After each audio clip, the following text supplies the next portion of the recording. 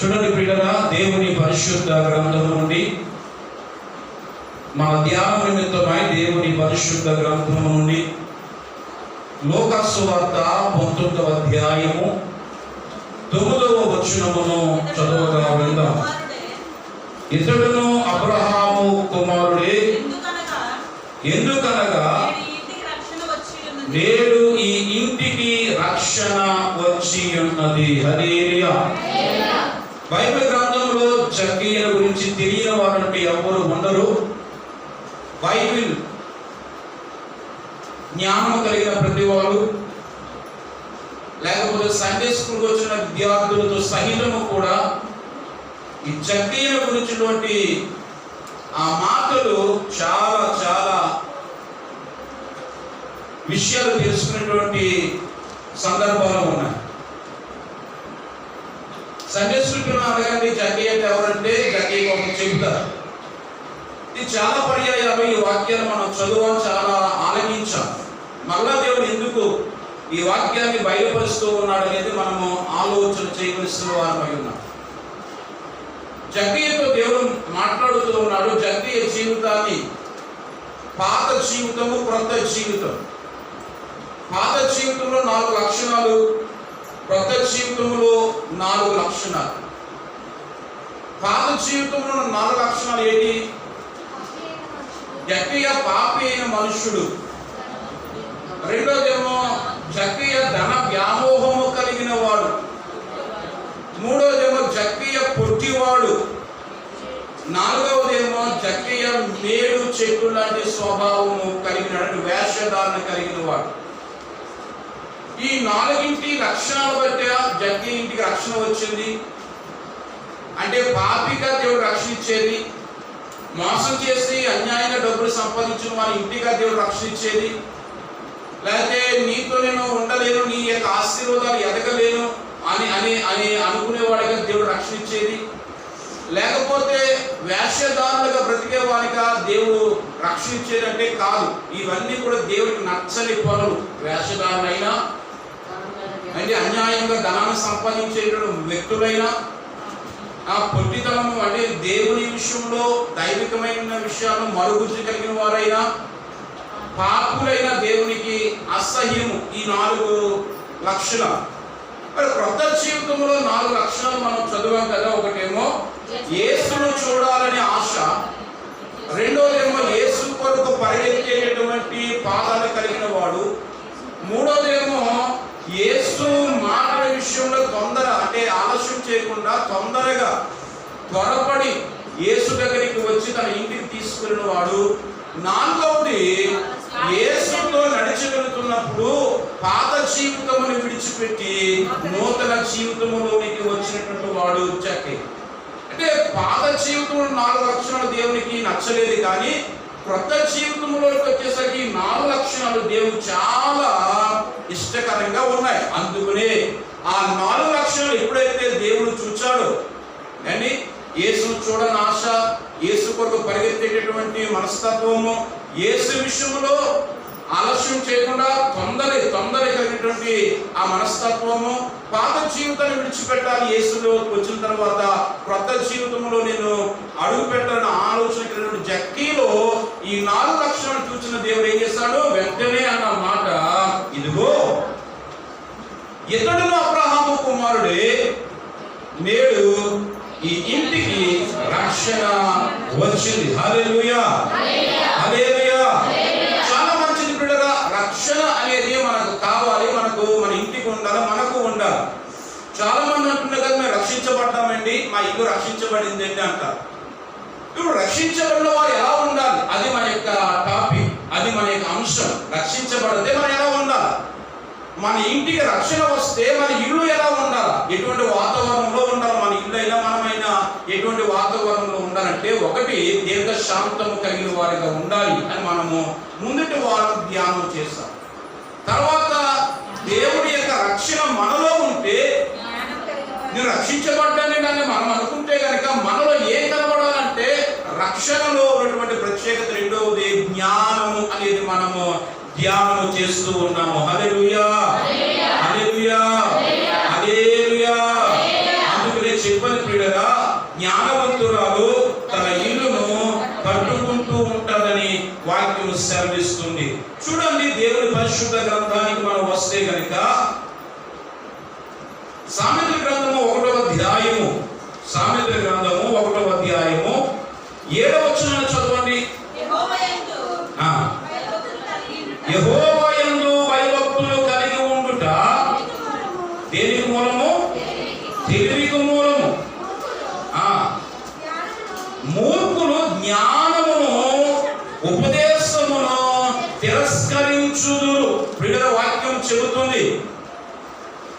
రక్షణలో ఉన్న ప్రత్యేకత, రక్షించబడిన వాడు ఎలా ఉండాలి చెప్పండి? జ్ఞానవంతుడిగా ఉండాలి. ఆ మాట మనం ఎక్కడ చదువుతాము? 2వ తిమోతి పత్రిక 3వ అధ్యాయము 14వ వచనంలో కనబడుతున్న మాట, రక్షణార్థమైన జ్ఞానము నీవు కలిగి ఉండుటకు శక్తిగల పరిశుద్ధ లేఖనములు నీవు బాల్యము నుండి నువ్వేం చేస్తావు? కలిగి ఉన్నావు. రక్షణార్థమైన జ్ఞానం అంటే రక్షణలో ఏముంది అంటే జ్ఞానము ఉంది. ఇప్పుడు మనము రక్షించబడ్డామని అంటే మనలో ఏం కనబడాలి? ఇతరులకు జ్ఞానము కనబడాలి. ఇతరులు మనలో ఏం చూడాలి? జ్ఞానము చూడాలి. ఆ జ్ఞానం ఎలా కనబడుతుంది అంటే లోకానికి మన గృహములను మనము కట్టుకునే వారుగా ఉంటుంది జ్ఞానం. ఏ గృహాలంటే ప్రకృతి సంబంధమైన గృహాలు కాదు, ఎన్ని బిల్డింగ్లు కాదు, ప్యాలెస్లు కాదు, అది ఇటుకి కంకర సిమెంట్తో ఇసుకతో కట్ట గృహాలు కాదు. జ్ఞానవంతురాలంట తన ఇంటిని ఎలా కట్టుకుంటుంది అంటే దేవుని వాక్యము చేత కట్టుకుంటాడు. అందుకనే మత్తయి సువార్తలో మనం చదివాం కదా, ఈ నా మాటలు విని వాటి చొప్పున చెయ్యి ప్రతివాడు బండ మీద ఇల్లు కట్టుకున్న బుద్ధిమంతుని పోలి ఉన్నాడు. జ్ఞానవంతుడు తన ఇంటిని ఎలా కట్టుకుంటాడంటే వాక్యము చేత కట్టుకుంటాడు.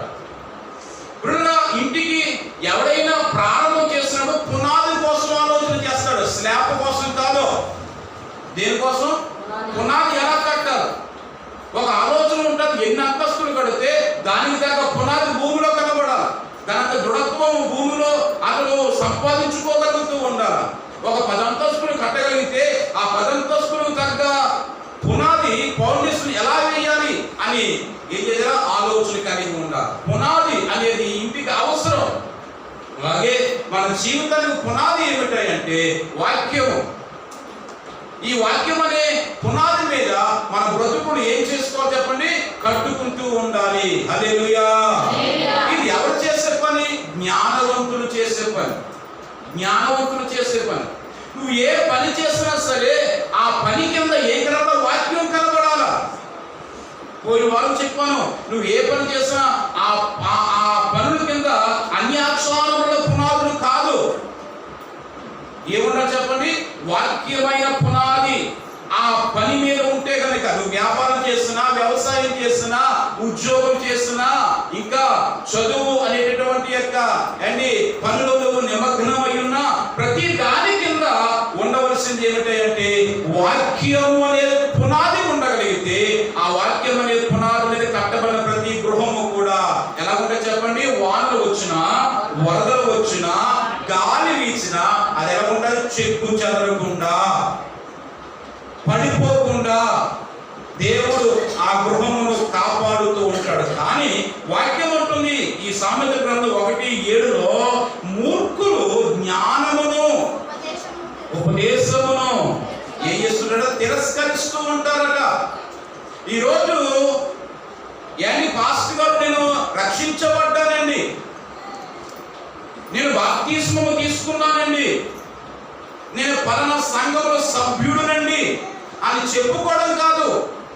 నీవు రక్షించబడిన బిడ్డవైతే, నీ గృహము రక్షించబడిన గృహమైతే నీ గృహంలో ఏం కనబడాలి చెప్పండి? జ్ఞానము కనబడాలా. ఆ జ్ఞానవంతుడు ఏం చేస్తాడు చెప్పండి? ఉపదేశమును ఆలకిస్తాడు. మూర్ఖుడట జ్ఞానమును ఉపదేశం తిరస్కరిస్తాడట. ఈరోజు ఎంతమంది అండి రక్షించబడ్డామని చెప్పుకుంటూ దేవుని మాటలను తిరస్కరించేవారు ఎంతమంది లేరు? మీరు రక్షించబడ్డామని చెప్పుకుంటూ వాక్యానికి వ్యతిరేకంగా బ్రతికే వాళ్ళు ఎంతమంది లేరు? మేము బాప్తిస్మం తీసుకున్నామండి, ఆదివారం మందిరానికి వెళ్తున్నామండి, శుక్రవారం మందిరానికి వెళ్తున్నామండి, గృహ కూటాలకు వెళ్తున్నామండి, ఎక్కడెక్కడో సభలు జరుగుతుంటే అక్కడికి వెళ్తున్నామండి అని చెప్పుకున్న వాళ్ళు కూడా వాక్యమును తిరస్కరించి బ్రతుకుచున్న వారు చాలా మంది ఉన్నారు. ఈరోజు పండుగకు పరిగెట్టుకుంటూ వెళ్ళేవారు కానీ సమాజం మధ్య ఉన్నటువంటి మందిరానికి పరిగెత్తుకుని వచ్చేవారు లేరు.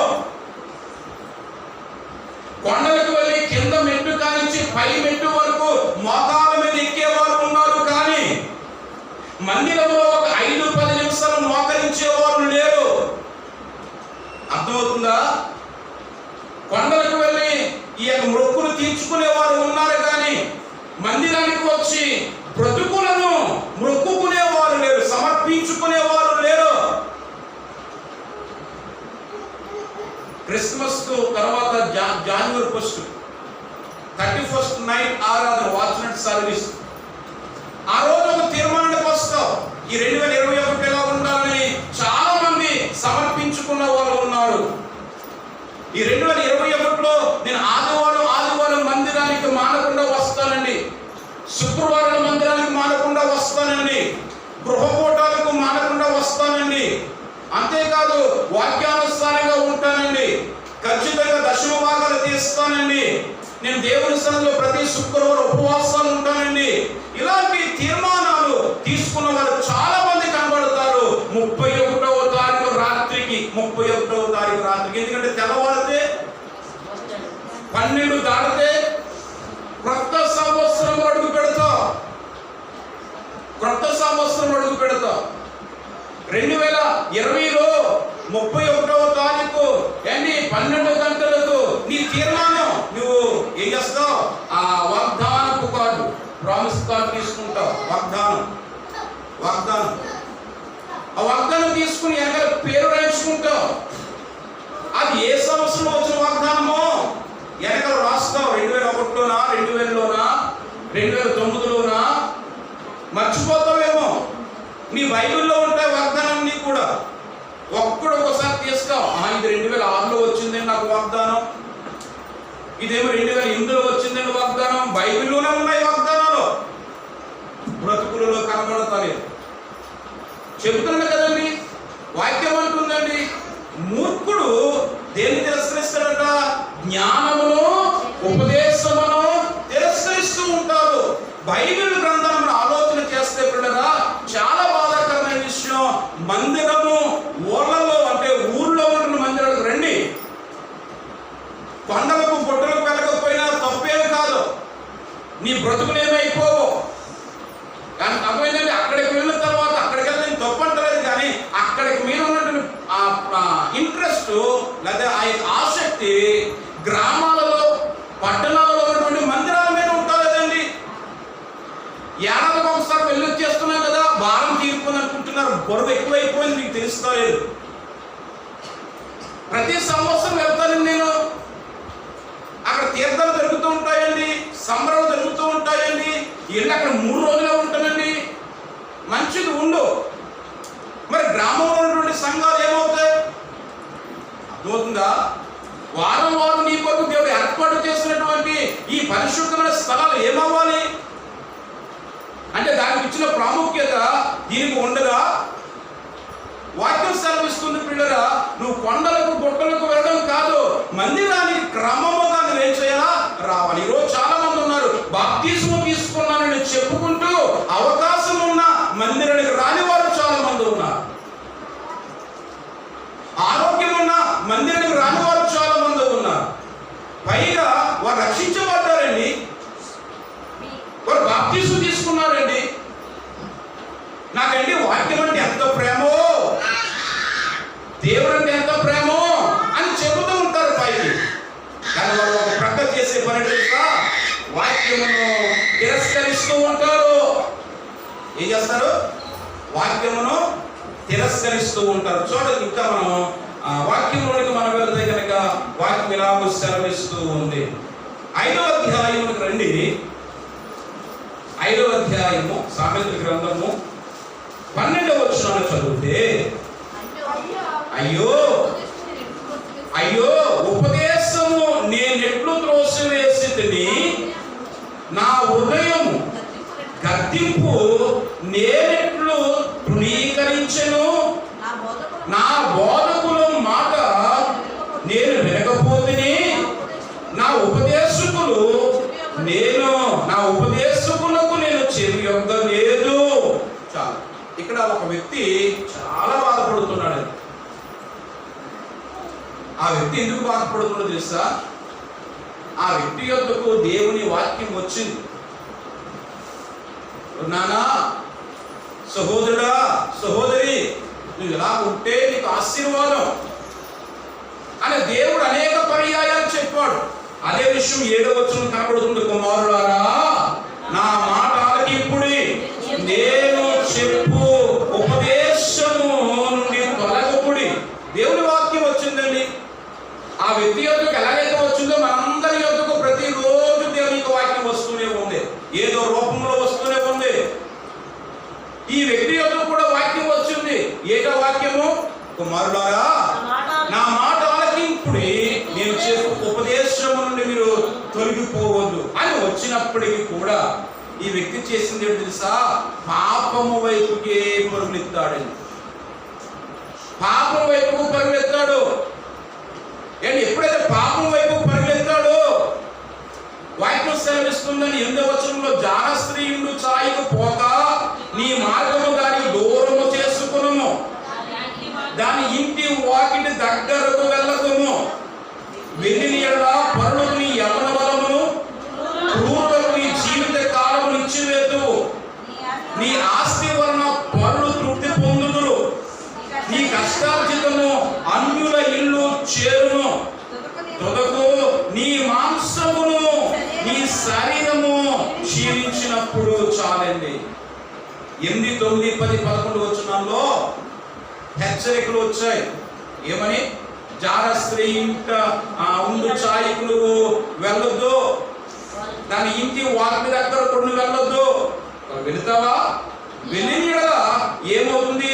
పరులకు నీ యవ్వన బలమును, క్రూరులకు నీ జీవిత కాలము ఇచ్చివేస్తావు. నీ ఆస్తి ఎక్కడికి వెళుతుంది? అన్యుల ఇల్లు చేరతాది. ఆస్తి సంపాదించడం దగ్గర ఉండదా? ఆస్తి అన్యుల ఇల్లు చేరుతూ ఉంటారు. బిడ్డగా గమనించండి, ఈరోజు ఎంత ఉద్యోగస్తుడైనా, ₹1,00,000 జీతగాడైనా ఈ పరిస్థితిగా ఉంటే అతనికి ఏది కూడా మిగలదు. ఆఖరి వాక్యం అంటుందండి, నీ బలము ఏమైపోతుంది? నిన్ను విడిచిపెడతారు. నీ ఆస్తి కూడా పరులు తృప్తి పొందుతూ ఉంటారు. నీ కష్టార్జితం నీ ఇంట్లో ఉండదు, పక్కింటోడి ఇంట్లో ఉంటారు. నీ కష్టపడ్డావు, చేత నీ భార్య తృప్తి పొందదు, పరాయి భార్య, పరాయి స్త్రీ తృప్తి పొందుతూ ఉంటుంది. ఎందుకు తెలుసా? అటువంటిదండి జార స్త్రీ. అందుకనే తన ఇంటి వాకిటి దగ్గరకు నువ్వు వెళ్ళొద్దు అని దేవుడు హెచ్చరిస్తూ ఉన్నాడు. ఆఖరికి ఏమైపోతుంది తెలుసా? తొదకు అంటే చివరకు ఉందా మాట? తొదకు అనే మాట ఉందా? తొదకు అంటే చివరకు ఏమైపోతుందో తెలుసా? నీ బలము పోతుంది, నీ ఆస్తి పోతుంది, ఆఖరికి తొదకు నీ మాంసము కూడా, నీ శరీరము కూడా ఏమైపోతుంది? క్షీణించిపోతుంది. ఈ రక్త మాంసములు కూడా ఏమైపోతాయి? క్షీణించిపోయినప్పుడు, ఆరోగ్యం కోల్పోయినప్పుడు, ఆస్తి కోల్పోయినప్పుడు, బలము కోల్పోయినప్పుడు అప్పుడు అంటున్నాడండి, అయ్యో. అప్పుడు వరకు రాలేదు అయ్యో అనే మాట. అప్పుడు అన్నాడు, అయ్యో ఉపదేశం నేను ఎట్లు త్రోసివేసితిని, నా హృదయం గద్దింపుని ఎందుకు లక్ష్య పెట్టలేదు, నా బోధకుల మాట నేను ఎందుకు వినలేదు. ఎంతగా బాధపడుతున్నాడు అండి. వాక్యం ఏమన్నది? సామెత గ్రంథం 1:7లో, మూర్ఖులు జ్ఞానమును ఉపదేశమును తిరస్కరించేవారుగా ఉంటారు. నిజమే పిల్లలు, నేను మనస్ఫూర్తి చెబుతున్నాను. ఎప్పటికీ కూడా ఆరోగ్యం ఉన్నంత వరకు వాక్యం యొక్కకి ఎవరు రావట్లేదండి. 4 వేలు నోట్లకు వెళ్ళేటంత వరకు వాక్యం యొక్క కానీ మందిరానికి కానీ ఎవరు రావటం లేదండి.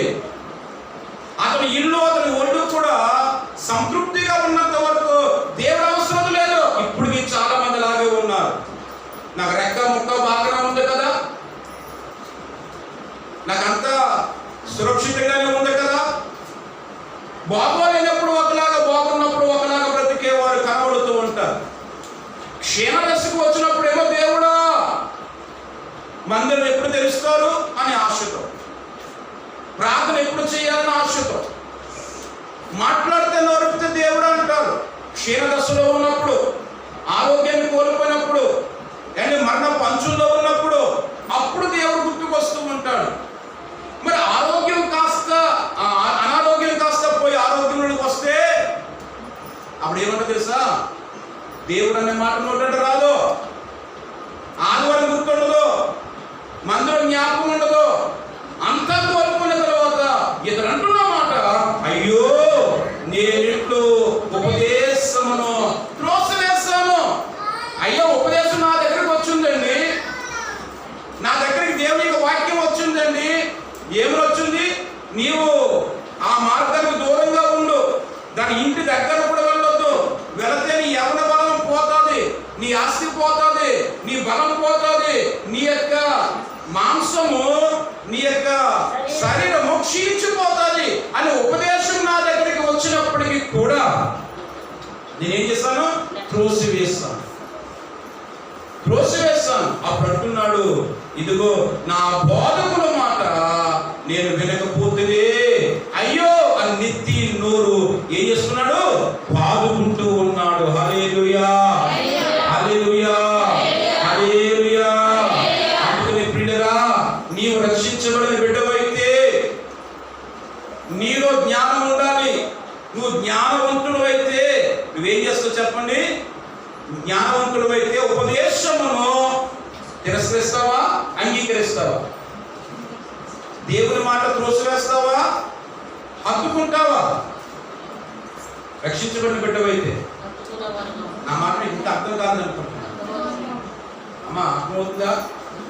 నేను కొత్తగా ఉంది కదా, ఇది 3వ వారం. ఇప్పుడు తెల్లవారుజామున ప్రార్థన పెట్టి 3వ వారం, అంతే కదా?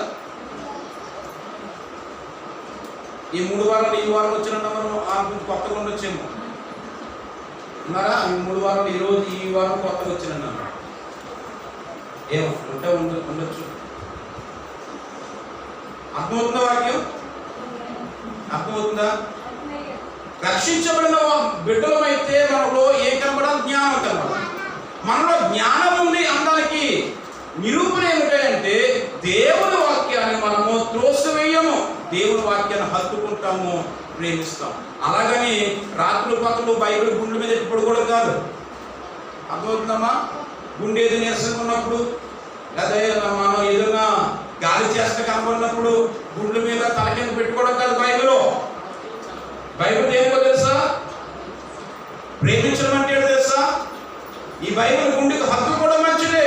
ఆ గుండెలో కూడా వాక్యం పెట్టుకునే వాక్యానుసారం నడిపించబడి ఇంకా మనకు ఆశీర్వాదము. హల్లెలూయా. ఇంకా మనం దేవుని యొక్క వాక్యంలోకి వెళితే బిడ్డరా, జ్ఞానము గలవాడు ఇంకా ఎలా ఉంటాడంటే వాక్యం చెబుతుంది. సామెతల గ్రంథం 14వ అధ్యాయము, సామెతల గ్రంథం 14వ అధ్యాయం 16వ వచనాన్ని చదివితే, జ్ఞానము గలవాడు ఒక్కరు చదివితే బాగుంటారు. సామెతల గ్రంథం 14వ అధ్యాయం 16వ వచనం, జ్ఞానము గలవాడు భయపడి కీడు నుండి తొలగును, బుద్ధిహీనుడు విర్రవీగి నిర్భయముగా తిరుగును. వాక్యం ఏమంటుంది? జ్ఞానము గలవాడు ఏం చేస్తాడు చెప్పండి? భయపడుతూ ఉంటాడు. జ్ఞానం గలవాడికి ఏమంటే చెప్పండి? భయము. ఎందుకు భయం? భయపడి కీడు నుండి ఏమైపోతుంది చెప్పండి? తొలగిపోతూ ఉంటాడట. హల్లెలూయా. అమ్మా, మనకు జ్ఞానం ఉందా?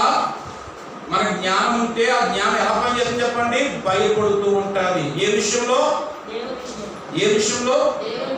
అయ్యో నేను ఈ పని చేసి కీడులో పడతానేమో అనే భయం.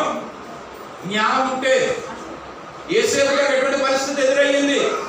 పోతీఫరు భార్య వచ్చింది, ఇదిగో నా ఇంట్లో నా భర్త లేడు, ఇంట్లో పనివారు లేరు, ఎవరు లేరు, నీవు నేను తప్ప ఇంకెవరు లేరు, కనుక నన్ను అనుభవించు అని ఆ పోతీఫరు భార్య యేసేపు యొద్దకు వచ్చి బ్రతిమలాడుతుందండి.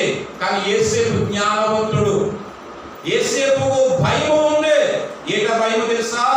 గోతుల్లో నుండి నన్ను పైకి లేవనెత్తిన దేవుడు, ఒంటరితనముగా ఉన్న నన్ను ఇక ఇంటికి తీసుకొచ్చిన దేవుడు, ఇంతవరకు మేలు చేసిన దేవుడు ఒకవేళ నన్ను పరీక్షిస్తున్నాడేమో. ఏం చేస్తున్నా చెప్పండి?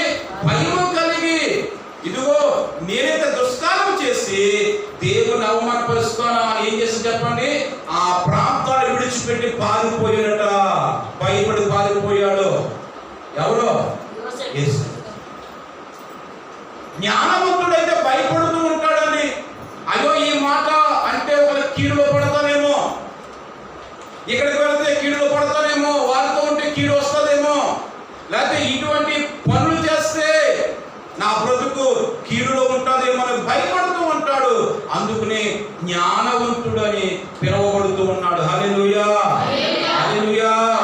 అందుకని పిల్లలను చూడండి, మొదటి తిమోతి పత్రికలో దానికి ముందు మొదటి దశలోని రాసిన పత్రిక 5వ అధ్యాయం 22వ వచనం చదివితే, 5:22 మొదటి దశలోని రాసిన పత్రిక, ప్రతి విధమైన కీడులకు దూరంగా ఎలా ఉండాలట? అమ్మ దేనికి దూరంగా ఉండాలా? కీడుకు.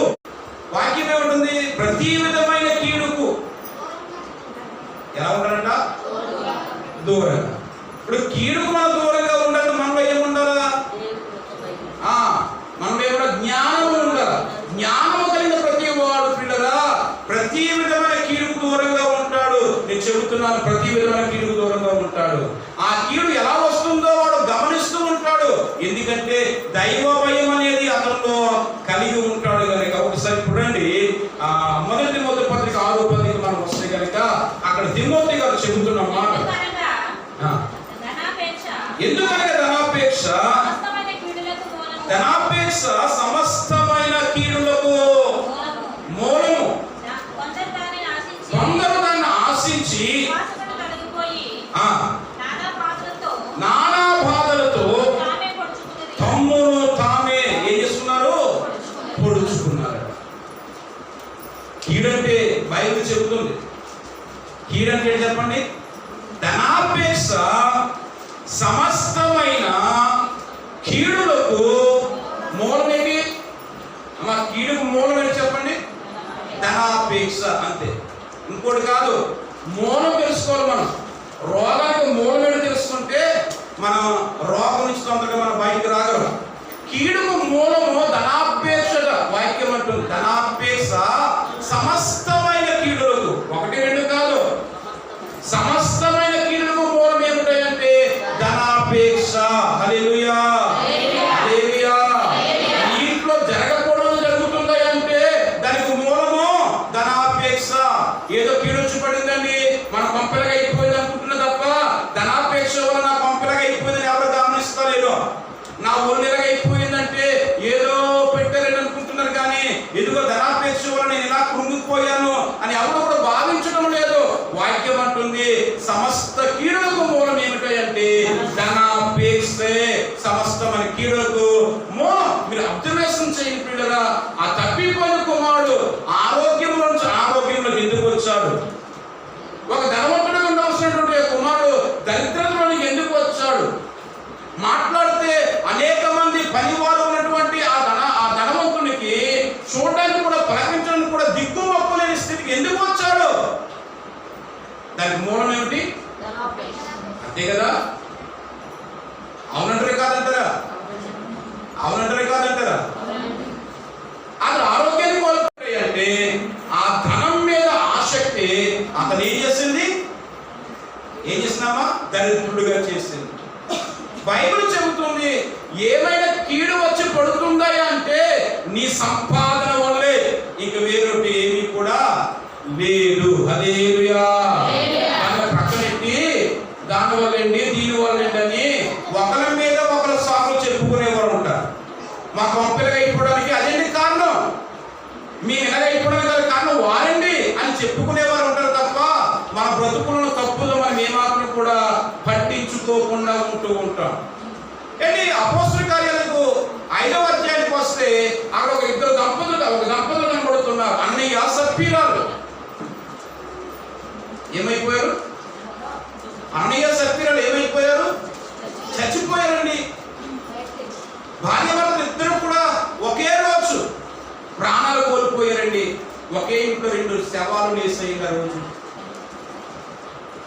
ఎందుకు? వాళ్ళిద్దరు చచ్చిపోవడం గల కారణం ఏమిటి? వారి మీద అంత కీడు రావడం గల కారణం ఏమిటి? అక్కడ కనబడేది ఏమిటి తెలుసా? డబ్బే. అక్కడ కనబడేది ఏమిటి తెలుసా? ఆ డబ్బే. ఎందుకంటే డబ్బు ఉండడం ఎంత మంచిదండి.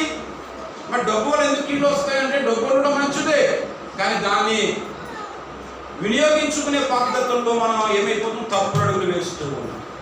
హల్లెలూయా. ఏం చేస్తున్నాం? ఉపయోగించే పనుల్లో తప్పుడు అడుగులు వేస్తున్నాం. అదే వాక్యం అంటుంది, ధనాపేక్ష సమస్తమైన కీడులకు మూలం. ఆ తప్పిపోయిన కొడుకు, బుద్ధి లేని కొడుకు కూడా పాడైపోవడం కారణం డబ్బే. ఇక్కడ అననీయ సప్ఫీరాలు ప్రాణాలు కోల్పోవడానికి కూడా డబ్బే గల కారణం. ఎందుకంటే వాళ్ళు వాగ్దానం చేస్తున్నారు. వాగ్దానం ఏమిటి? మేము ఒక పొలం ఉందయ్యా, ఆ పొలమును అమ్మితే ఏం చేస్తాము? ఆ అమ్మినటువంటి పొలము కాస్త డబ్బులు అపోస్తుల పాదాల దగ్గర పెట్టి పరిచర్య కొరకు ఉపయోగిస్తాం అని మొక్కుకున్నారు. బాగానే ఉంది. కాస్త ఏం చేస్తారు? పొలం అమ్మేస్తారు. అమ్మకు ముందు వచ్చినటువంటి సమర్పణ ఆలోచన, అమ్మిన తర్వాత డబ్బు చేతికి వచ్చిన తర్వాత ఏమైందంటే మనసు మారిపోయింది. అయ్యో, ఇన్ని లక్షల రూపాయలు పట్టుకుని వీళ్ళు అపోస్తుల దగ్గర పాదాలు పెట్టొచ్చా? మీరు పెడితే నేను ఎలా బ్రతకాలి అని ఏం చేస్తారు తెలుసా? ఆ డబ్బు కంటికి కనబడిన తర్వాత మనస్సులు మారిపోయి ఏమైపోయాయి? మనస్సులు మారిపోయి దాచుకుని ఆఖరి వద్దులే తెలుసా సగం దాసుని సగం తీసుకొచ్చి అపోస్తుల పాదాల దగ్గర పెట్టారట. అప్పుడు పేతురు అంటున్నాడు, అమ్మా నీ భూమిని ఇంతకే అమ్మావా అని. మనుషుల దగ్గర ఆబాధం ఆడొచ్చు కదండి, దేవుని దగ్గర మన ఆబాధం ఆడితే అది మనకు మంచిది కాదు, కీడదు. ఇది అసలు కీడు ఏంటంటే దేవునికి అన్యాయం చేయడం కీడు. ఇంతకే అమ్మావా, ఇంతకే అమ్మావంటే అంతకే అంతకే అంతకే అక్కడ అంతే అంతే వచ్చింది, అంతే అంతే మీ దగ్గర తీసుకొచ్చారు. అప్పుడు అన్నాడు, పరిశుద్ధాత్మను మోసపరచడానికి ఎందుకు సాతాను అపవాది నీ హృదయమును మోసపరుస్తూ ఉంది. ఎప్పుడైతే పరిశుద్ధాత్మ దేవుడు పేతురులో ఆ మాటలు మాట్లాడుతున్నాడో అక్కడే కూలిపోయి చచ్చిపోయిందట. అననీయ సప్ఫీరాలు ఇద్దరు కూడా అలాగే చచ్చిపోయారు. చావుకు గల కారణం ఆ డబ్బే. ఏదైనా నీ ఇంటికి కీడు జరుగుతుందా, నీ ఒంటికి కీడు జరుగుతుందా, సమస్త కీడులకు మూలం ఏమిటాయి అంటే ఈరోజు నువ్వు తెలుసుకో, నీ దగ్గర ఉన్న డబ్బే. ఈరోజు డబ్బు ఉంటే మనుషులు ఒకలాగుంటున్నారు, డబ్బు లేకపోతే ఒకలాగుంటున్నారు కదా. డబ్బులుంటే దేవునికి అందుతా లేదో, వాక్యానికి అందుతా లేదో. డబ్బు లేకపోతే మాత్రం దేవుడి దగ్గరే ఉంటున్నాడు, దేవుడే కావాలంటున్నారు. ఇంకో మాట చెప్పనా, రథం వెనకాల పరిగెడుతున్నటువంటి ఒక వ్యక్తి కనబడుతున్నాడు. ఎలీషా శిష్యుడు గెహాజీ. ఎక్కడ పరిగెడుతున్నాడు? రథము వెనక. నయమాను రథము వెనకాల పరిగెడుతున్నాడు గెహాజీ. నయమాను ఎక్కడికి వచ్చాడు? రోగంతో వచ్చాడు, పరాక్రమశాలి కానీ కుష్ఠ రోగం కలిగిన వాడు. ఎలీషా దగ్గరకు వచ్చాడు. ఎలీషా దగ్గరకు వచ్చిన తర్వాత నయమాను ఏమనుకున్నాడు తెలుసా? ఎలీషా గారు వచ్చి నా మీద చేసి స్వస్థపరుస్తాడేమో అనుకుని వచ్చాడట. కానీ ఎలీషా గారు ఆ గదిలోనే ఉన్నాడు. ఆ నయమాను గారు వచ్చి రథం మీద అక్కడే బయట రోడ్డు మీద ఉన్నాడు. ఆ వార్త తెలిసింది ఎవరికి? ఎలీషా గారు తెలిసింది. ఇదిగో పరాక్రమశాలి అయినటువంటి నయమాను వచ్చాడయ్యా. ఎలీషా గారు మీ దగ్గర స్వస్థత పొందడానికి వచ్చాడయ్యా ఎలీషా గారు అంటే, ఎలీషా ఏం చేశాడు తెలుసా? గబగబా లేచి పరిగెత్తుకుని వెళ్ళలేదు. పరాక్రమశాలని ఒక పనివాడితో కబురు పంపడిదిగో యోర్దాను నదిలోకి వెళ్ళి 7 మార్లు మునుగు. 7 మార్లు మునుగు. నయమానుకు ఎంత కోపం వచ్చిందంటే నేనేమో పరాక్రమశాలిగా ఉన్నానే, నేను ఒక అధికారిగా ఉన్నాను. ఏంటి ఇంత అధికారం అంటే పాస్టర్ గారికి కానీ లేకపోతే ఇక ఎలీషా గారు లెక్కలేదా?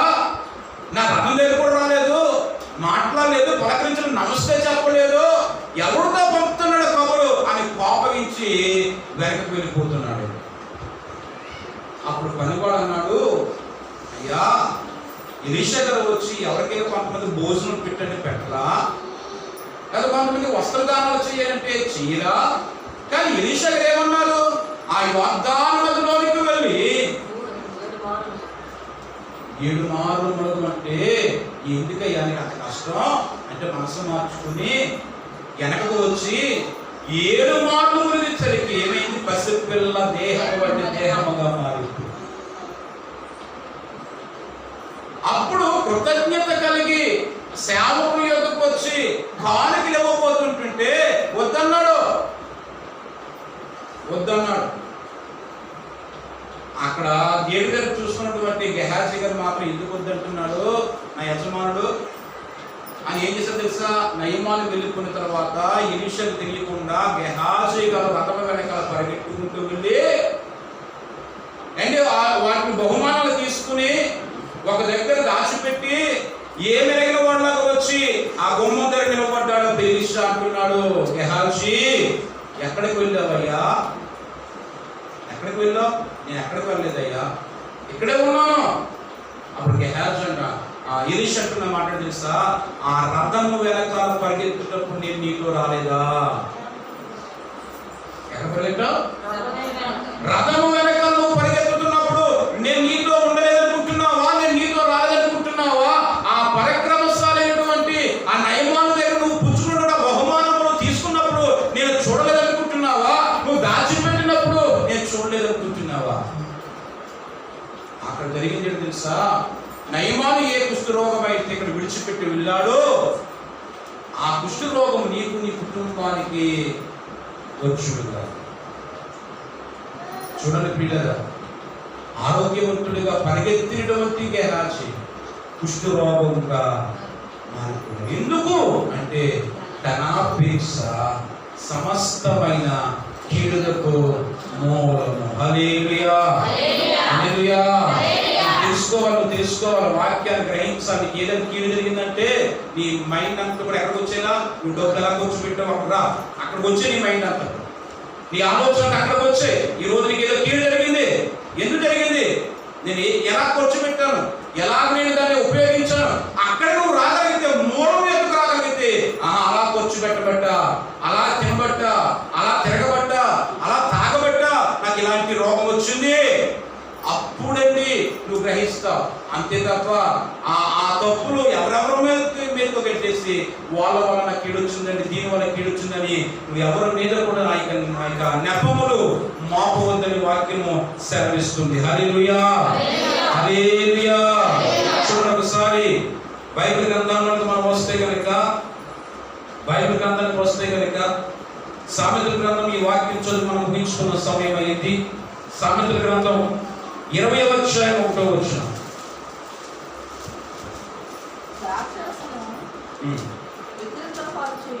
ద్రాక్షారసము విక్రింతల పాలు చేయును, మద్యము అల్లరి పుట్టించును, దాని వశమైన వారందరూ జ్ఞానము లేని వారు. హల్లెలూయా. వాక్యం ఏమంటుందండి? ద్రాక్షరసం అట విక్రింతల పాలు చేయును, మద్యము అల్లరి పుట్టించును, దాని వశమైన వారందరూ కూడా. దేని వశమైన వారందరూ కూడా? అమ్మా, దాని వశమైన వారందరూ కూడా ఎటువంటి వారటండి? జ్ఞానము లేని వారు. హల్లెలూయా. గమనించండి పిల్లరా, ఈరోజు రక్షించబడ్డామని చెప్పుకుంటూ మద్యం తాగకూడదు, ద్రాక్షరసము సేవించకూడదు. ఎందుకంటే వాక్యము చెబుతుంది అది నిన్ను వ్యక్తిగత పాలు చేస్తుంది, అల్లరిని పుట్టిస్తూ ఉంటాడు. ఈ రోజు రక్షించబడిన ప్రతి వాడు కూడా దేనికి పురుషుగా పెట్టాలంటే మద్యానికి పురుషుగా పెట్టాలి. ఇందాక మనం చదువు, అయ్యో నేను ఎట్లా ఉపదేశము తృణీకరించాను, త్రోసివేస్తాను అని ఎంతగా బాధపడ్డాడు. వచ్చింది కదా ఉపదేశం, నువ్వు వాళ్ళ ఇంటికి వెళ్ళొద్దు, అక్కడ కూర్చోవద్దు, అక్కడికి వెళితే కనుక నీ బలం పోతుంది, నీ యొక్క ఆ మాంసం క్షీణించిపోతుంది అని ఇంతగా చెప్పినప్పుడు కూడా అతను వినకుండా వెళ్ళాడు కనుక అతను ఏమయ్యాడు? అంతా కోల్పోయాడు. ఈరోజు చాలా మంది పిల్లరా ఏం చేస్తున్నారంటే ఇదిగో ఇదిగో వాక్యం అంటుంది, దాని వశమైన వారందరూ కూడా ఎవరట? జ్ఞానము లేనివారు, జ్ఞానం లేనివారు. ఇంకా మనం వాక్యంలో కనుక ఆలోచన చేస్తే 23వ అధ్యాయము 29వ వచనం, ఎవరికి శ్రమ, ఎవరికి దుఃఖము, ఎవరికి జగడములు, ఎవరికి చింత, ఎవరికి హేతు లేని గాయములు, ఎవరికి మంద దృష్టి, ద్రాక్షరసముతో పొద్దు పుచ్చు వారికే కదా కలిపిన ద్రాక్షరసము రుచి చూడ చేరువానికే కదా ద్రాక్షరసము మిగిలి ఎర్రబడగను గిన్నెలో అది తలతలాడుచుండగను త్రాగుటకు రుచిగా ఉండగను దాని వైపు చూడొద్దు. అలా చూస్తే కానీ తర్వాత అది సర్పము వలె కలుస్తూ ఉంది, కట్ల పాము వలె కాలు వేస్తుంది, విపరీతమైన నీ కన్నులు కనబడతాయి, నీవు వెర్రి మాటలు పలుకుతూ ఉంటావు, నడి సముద్రంలో పండుకున్న వాని వలె ఉంటావు, వాడ కొయ్య చివరను పండుకున్న వాని వలె నువ్వు కనబడుతూ ఉంటావు. గమనించావు ప్రియులారా? ఎవరికి గాయాలు, ఎవరికి శ్రమ, ఎవరికి దుఃఖము, ఎవరికి జగడము, ఎవరికి చింత, ఎవరికి హేతు లేని గాయాలు, ఎవరికి మంద దృష్టి, అన్ని కూడా ప్రశ్న. ఎన్ని ప్రశ్నలు కనబడుతున్నాయి? 1 2 3 4 5 6. ఎవరికి ఎవరికి ఎవరికి ఎవరికి చింత అండి, ఎవరికి హేతువుని గాయాలండి, ఎవరికి శ్రమ అండి, ఎవరికి దుఃఖమండి, ఎవరికండి మంద దృష్టి అంటే దీనంతటికీ గల కారణం ద్రాక్షరసముతో పొద్దు పుచ్చు వారికి కదా. ఇందాక మనం వాక్యంలో ఏం చదువుకున్నాము? దాని వశమైన వారందరూ జ్ఞానం లేనివారు. ఈరోజు తాగే ప్రతి వాడికి జ్ఞానం కలుగుతున్నారా లేదో? నీ భర్త తాగుతున్నాడా? నీ భర్తకు జ్ఞానం లేక తాగుతున్నాడు. దాని వశమైన వారందరూ కూడా ఎవరిలో జ్ఞానం లేకే దాని వశం అవుతున్నారండి. నిజంగా జ్ఞానవంతుడైతే దాని దరిదాపులోనికి వెళ్ళడు.